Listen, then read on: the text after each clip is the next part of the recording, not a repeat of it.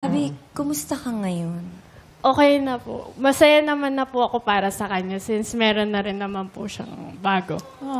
Talaga ba? 8 years yun, ah. Yes. 8 years yun, ah. Kailan natapos yung Last relationship? year lang po, May 30. May 30, Tandang-tanda pa niya 2023. talaga. 2023 po.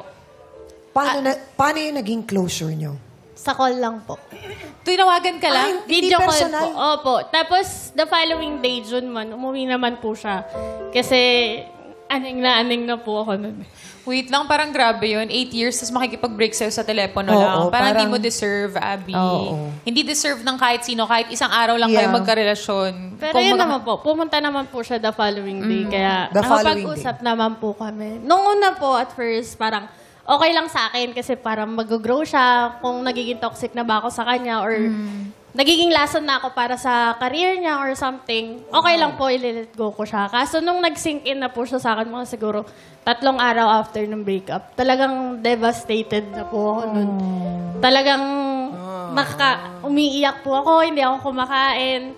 Tapos si mama awang-awa na po sa akin kasi gano'n na nga po yung nangyayari sa akin. Akala mo ba magbabalikan pa kayo? Kasi di ba ilang beses Tinatry kayo? ko po siyang kausapin that time na baka pwede pang pag-usapan kung maayos pa ba. Pero firm na po siya that time. Abby, bakit mo sinasabing ikaw ay naging lason sa kanyang karera? Kasi, syempre po, may naging factor po na, yun nga, naging-seselo siya dahil may in-entertain din akong iba. Tapos, Kinakaibigan mo lang naman, hindi ba? opo, pero kasi, syempre po, on the perspective na din, ayoko naman din pong i-invalidate kung ano po yung nararamdaman. Nararamdaman niya. Opo. Tapos, syempre, doon sa 8 years na yun, hindi naman po imposibleng wala kaming pinag-awayan na malala. So, kung naging toxic po ako sa kanya that time, okay lang po talaga sa akin ng time na noon. Pero nung na-realize ko na talagang sure na siya Na hindi na siya babalik. Hindi ka na po. Paano Tita- po mami nyo sinuportahan Ano pong- si Abby? Nung time na nun, kinausap ko siya kasi, kumbaga, hirap na siya, nasasaktan din ako kung ano yung nararamdaman niya. Kasi Siyempre may po, time bilang na, nanay. naiiyak na lang siya.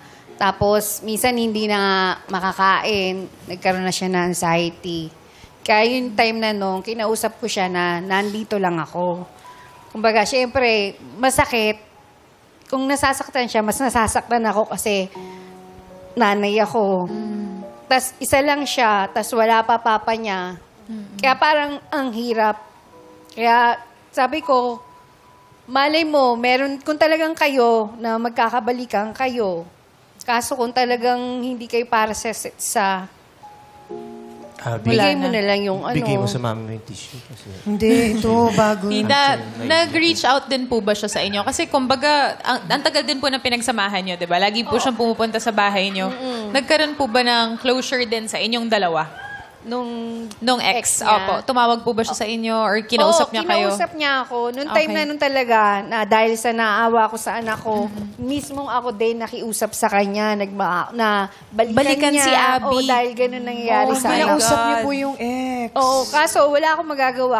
Ayaw niya na rin Talaga talaga. nakapag-firm na yung Nakapag-desisyon na siya. desisyon. Kasi nga, baka daw maulit lang din ulit lang mangyari. Kaya, Alam nyo, Pero grabe yun. para sa magulang, mahirap talaga Masakit makita. yun. no? Heartbroken yung anak Oo, mo. sobrang masakit.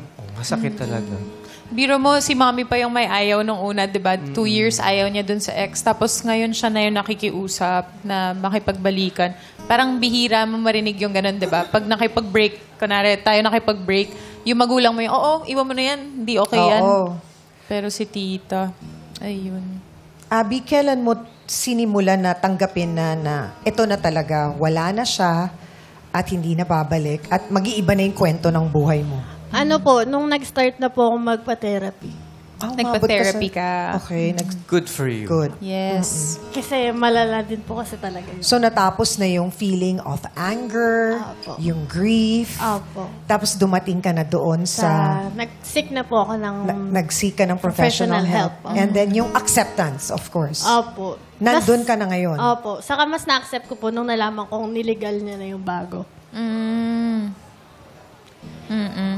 Okay lang yun. Hindi Okay lang dapat yun. ikalungkot ni Abby yun. Hindi dapat ikalungkot ni Abby yun. Kung masaya po siya, masaya ako. Yes, oo. Very mature si Abby. Yeah. Oo. Yung peace of mind, yung state of peace ni Abby, yun yung mas mahalaga.